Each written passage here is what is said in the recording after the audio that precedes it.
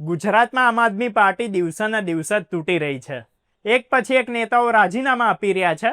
નવા લોકો જોડાવાના બંધ થઈ ગયા છે અને પાર્ટી નેતૃત્વ આઉટગોઈંગ મોડ પર જતું રહ્યું છે.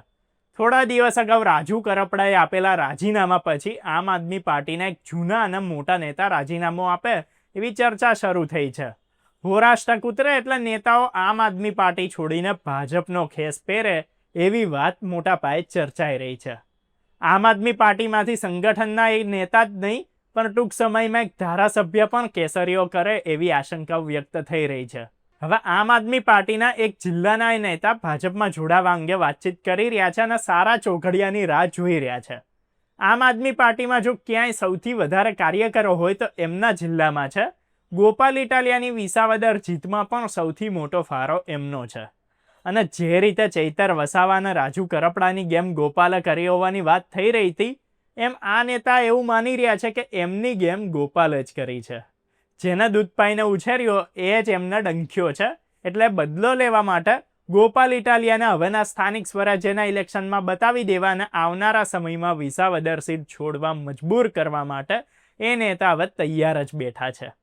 તો જે ધારાસભ્ય આપમાંથી રાજીનામું આપવાના છે એમની જોડે આમ આદમી પાર્ટીના નેતાઓએ ટિકિટના પૈસા પણ લીધા હોવાનો આરોપ છે. એ ધારાસભ્યનો ફોટો આમ આદમી પાર્ટીના કોઈ જ પ્રોગ્રામમાં બેનરમાં નથી હોતો અને એ નેતા પણ આમ આદમી પાર્ટીના કાર્યક્રમોમાં હાજર નથી રહેતા.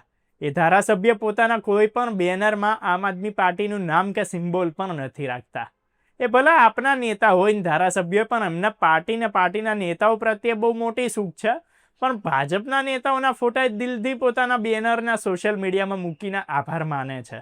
હવે એ ધારાસભ્ય આવતા ઇલેક્શનમાં પોતાના ટિકિટ મળે એ માટે ભાજપમાંથી લોબિંગ કરી રહ્યા છે. આપમાંથી તો એરિયાએ વ્યક્તિગત તાકાત જ ઇલેક્શન જીત્યા હતા. એમના એરિયામાં આમ આદમી પાર્ટીનો કોઈ બેઝ નથી ને કોઈ આપનો કાર્યકર નથી. ગુજરાતમાં આમ આદમી પાર્ટીમાંથી છેલ્લા એક વર્ષમાં બહુ મોટી સંખ્યામાં નેતાઓએ રાજીનામા આપ્યા છે. એમાં સૌથી મોટું કારણ ગોપાલ ઇટાલિયાની દાદાગીરી, ગોપાલ ઇટાલિયાનું વર્તન અને ઈસુદાન ગઢવીની ઢીલી નીતિઓની જ વાત સામે આવી છે. લોકો ગોપાલ ઇટાલિયાને લીધે પાર્ટી છોડી રહ્યા છે તો સવાલ એક જ ઊભો થાય છે કે ભાઈ ઈસુદાન ગઢવી શું કરી રહ્યા છે?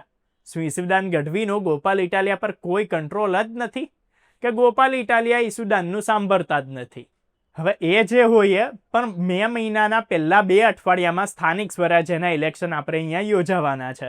એમાં આ બે જે નેતાઓ કીધા ને, ધારાસભ્ય એક જિલ્લાના નેતા, એ સિવાય પણ આપમાંથી બીજી ઘણી મોટી વિકેટો પડે એવી શક્યતાઓ વ્યક્ત કરવામાં આવી રહી છે. ત્યારે હવે ગોપાલ ઇટાલિયાના ખરાબ વર્તન, દાદાગીરી, તોછડાઈ, તરખડાઈ અને ઈસુદાન ગઢવીની ઢીલી નીતિને લીધે હવે કેટલા નેતાઓ આપ છોડે છે અને સ્થાનિક સ્વરાજ્યનું ઇલેક્શન આમ આદમી પાર્ટી કઈ રીતે કઈ પરિસ્થિતિમાં લડી શકે છે એ તો હવે જોવું જ રહ્યું.